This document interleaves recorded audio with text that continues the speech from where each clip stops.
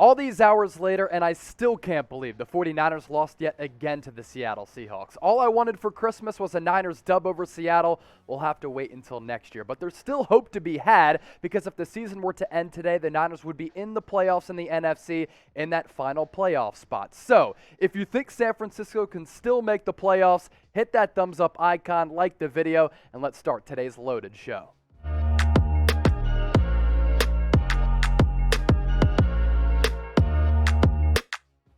Welcome into the 49ers Report by Chat Sports. I'm your host, Chase Sr. It's a Manscaped Monday here on the show. Yesterday's loss to Seattle was certainly a kick in the balls. Using Manscaped, a much more pleasant experience, but they do sell the best men's grooming product tools, and you can get 20% off and free shipping in the process by going to manscaped.com/49ers. That link is in the description as well as the comment section of this video. So I want to clear up some confusion. There's so much talk on the Twitter streets about why the 49ers lost that game yesterday to Seattle, and so many people are blaming the officials. And of course I understand that argument, because there were a lot of pivotal calls that went against San Francisco in that game. I thought Trent Sherfield on that final third down leading up to that fourth down was mobbed. I thought it should have been a flag for sure.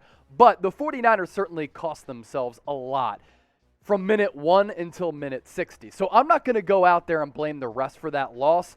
It was self-inflicted, and the 49ers shot themselves in the foot. So it was mistakes galore, and this is why San Francisco lost, in my opinion. You can't turn the football over 3 times, and you can't take a safety. Jimmy Garoppolo with a couple of really bad interceptions. We'll get to the latest Jimmy G trade rumors here in just a few moments. He played a really bad game. You can't give up a 73-yard fake punt for a touchdown. Yet another special teams breakdown for the special teams unit that's been one of the worst in the NFL this year. There were so many bad and avoidable penalties, whether they were on the offensive side of the football or on the defensive side of the football, as they were roughing up Russell Wilson all throughout that game.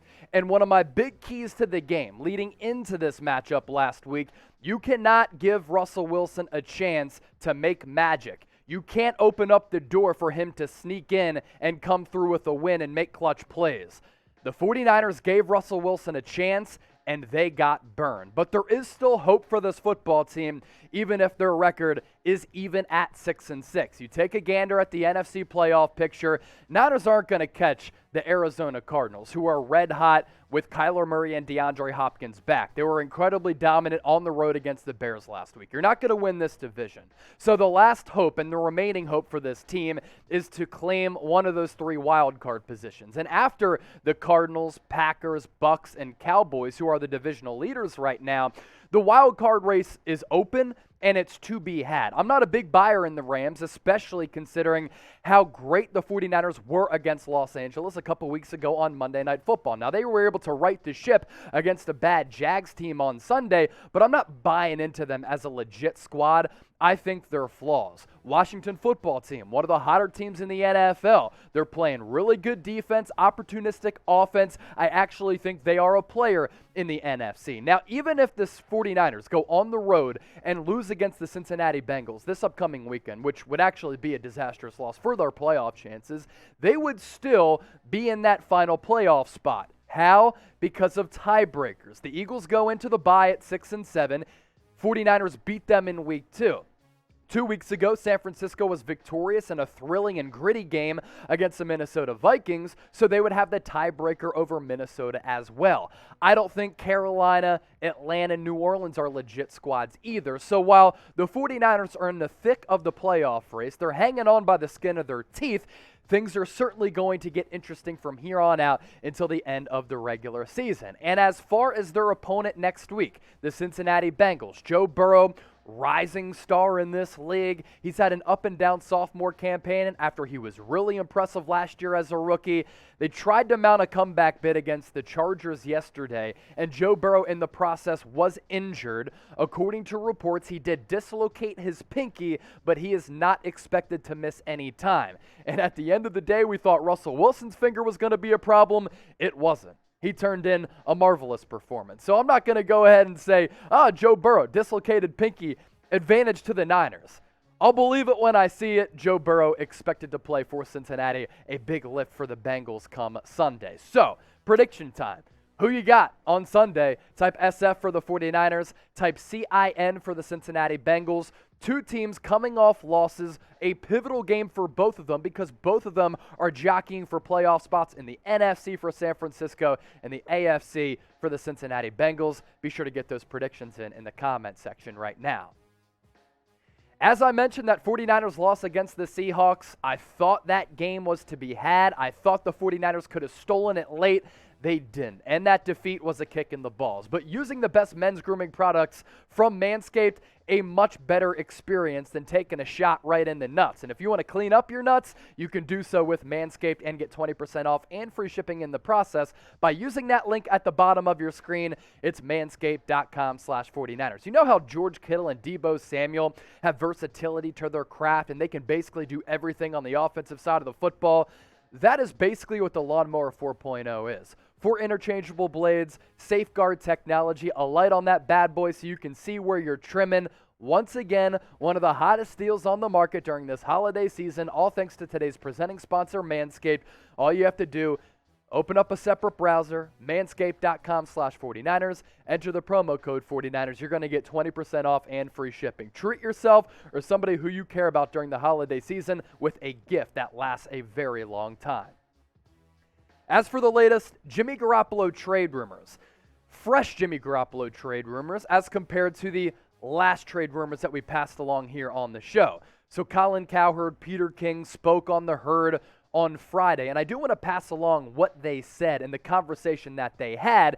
And a lot of you were probably looking at what Garoppolo did yesterday against the Seahawks when he came up small, when he was inaccurate, when he threw a couple of awful interceptions, and you're saying Jimmy Garoppolo's trade value because of that performance has gone downhill after we thought it was going in an upward trajectory. I still think Jimmy G's trade value is going to be somewhat high going into the offseason because there are a bunch of quarterback-needy teams out there despite the 20 of 30, 299 performance with 2 touchdowns and 2 interceptions. Garoppolo looked a little bit pressured in the pocket, looked a little bit antsy.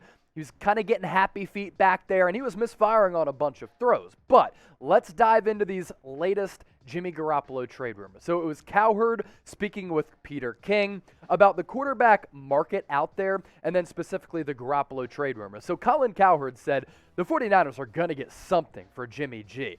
This Jimmy Garoppolo thing, they're going to get a big pick for that. There's desperation all over this league at quarterback, and it's true.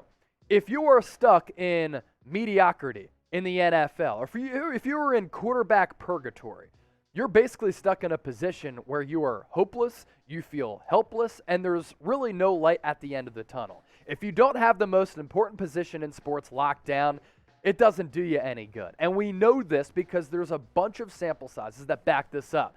Teams will pay a fat sum for an average to above average to very good and elite quarterback.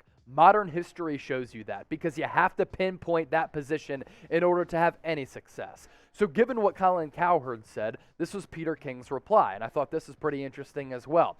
I think that's a great possibility in what could happen, speaking of the trade. But if he continues to play the way he is right now, I don't think the Niners are going to trade him. I don't. I think the Niners will keep him because one thing Kyle Shanahan knows, what has ruined 3 of his first 5 seasons as an NFL head coach? The quarterback and quarterback depth. Shout out to Nick Mullins and C.J. Beathard. Peter King continued by saying, even if they got the 12th pick in the draft for Garoppolo, let's say, I don't think that value is going to mean anything a year from now if Trey Lance goes out and he's not what they thought he was. And that's why until Lance gives them no reason to be hesitant, I think they stay with Garoppolo. Now, a couple of things to take away from this.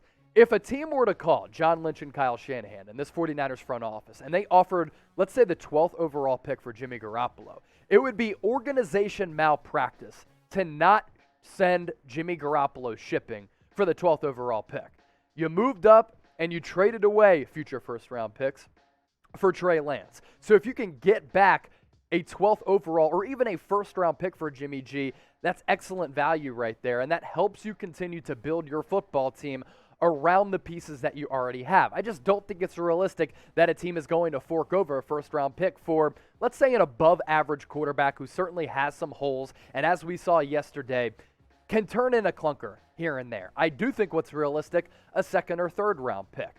Other thought, if Trey Lance is not ready, in year 2. Yes, he was drafted when he was 20 years old. Yes, he played college football at North Dakota State. It's not a powerhouse like Alabama. Yes, he only completed and attempted a little more than 300 passes in his college career. But if we talk about Kyle Shanahan as an offensive genius, if we talk about him being an offensive mastermind, and we marvel at the work that he's done with quarterbacks, not just as a head coach, because even with Beathard and Mullins, he did some good things, but also as an offensive coordinator with guys like Robert Griffin III and Kirk Cousins. If he doesn't have Trey Lance ready to play next year, that right there, folks, is a serious problem. I segue from that to this question for the audience. What would you do with Jimmy Garoppolo going into the 2022 NFL offseason? If you're fatigued by this topic, we're going to continue to talk about it because this is a big way for the 49ers to build their football team. So type T for trade, type K for keep. Sound off right now in the comment section. One more thing I want to get to before we get to George Kittle. Pro Football Focus grades updated as far as the best teams in the league. And basically what Pro Football Focus did was they graded all 32 teams in the NFL. And I thought these numbers were really interesting because even though the 49ers are 6-6 on the year, they have San Francisco as the 5th highest graded football team in the NFL. And some of the other numbers might be surprising to some as well. 4th in offense, 9th in defense, 24th in special teams. Special teams all year, and the lack thereof has burned San Francisco this year. It's cost them a couple of games. It's cost them in a couple of crucial situations, It cost them yesterday when there was a 73-yard fake punt for a touchdown. A special teams breakdown like that cannot happen. And sometimes that is the difference from being an elite team in the NFL and being a mediocre team. And I think right now, the eye test tells you, and this is why I don't always rely on analytics. They can be valuable from time to time for sure, but the numbers don't always tell the story. Sometimes you have to go with your gut and you have to go with your eyes. The 49ers this year have been more of a mediocre team than an elite team. So to see that Pro Football Focus had graded them as the 5th best team in the NFL, I thought that was really surprising. Now, when you dissect the schedule, 6-6 record, it could be much more than that, and it could be much better than that. The Packers game was there to be had. 49ers lost by a touchdown to the Cardinals. There were multiple opportunities to be victorious in that game as well, and you could have taken down the Seattle Seahawks in both of the matchups in this NFC West rivalry. All those games were winnable, and the 49ers have lost 4 of them. Now, a couple of those games, the Colts game, I didn't think that was winnable at all. But the point here being, Niners have been right there. They've had a chance to win some of these games, but what do mediocre teams do? They find a way to lose those games, whereas elite teams, they find a way to win them. What do you think? Are the 49ers an elite team? Type Y for yes, type N for no. If you're an analytical darling and an analytical nerd, you might type your Y. I'm typing my N for no because my gut tells me, my eyes show me, they're pretty mediocre. Make sure you subscribe to the 49ers Report by Chat Sports as we churn out free daily videos covering the latest 49ers news and rumors. Our watch party yesterday, one of the most watched videos on the history of the 49ers Report. More than 50,000 people joined us. We go live every Tuesday as well. Everything that goes down with this squad, we have you covered. So if you like the 49ers and you like what you're seeing, hit that red subscribe button down below. Last topic to get to on today's Monday show. Is elite George Kittle back? Some people have been asking me that. You know what my response to that is? George Kittle has always been elite, and he's always been one of the best two-way tight ends in the league. Yesterday, though, he just popped off because everybody saw what he's capable of doing in the pass game. Hasn't had a chance to do that this year because Deebo Samuel and Brandon Ayuk have had really good years. But without Deebo, you saw Kyle Shanahan target George Kittle a lot, and that was one of my biggest keys to the game last week during our Seahawks preview. 9 catches, 181, and 2 touchdowns. George Kittle was great. And Kyle Shanahan tried to give him the ball in that last sequence on that goal line stand when the 49ers had an opportunity to tie the game with 7, win the game with a touchdown and an extra point. Seahawks just knew what was coming. They knew that he's a great red zone threat, and they were all over him. So San Francisco tried to target him to win the game, but he was covered. And I think the thing with George Kittle is his impact on the game doesn't always reflect on the stat sheet because he is one of the best, if not the best. He probably is the top blocking tight end in the NFL alongside Rob Gronkowski. In the pass game, whether it's down the seam, underneath routes, whatever, out routes, he is phenomenal. Just yesterday, he popped off, and that is like the sexy stat and the sexy showing that causes people to talk about him again. But George Kittle, he's worth the money when he's healthy. How good of a tight end do you think he is? fill in the blank for me before we get out of here. George Kittle is a top blank tight end in the NFL. Fill in the blank. Thanks for watching today's show. I think the Niners are going to be okay. No matter what happens, win or loss, we rock it here on the 49ers Report.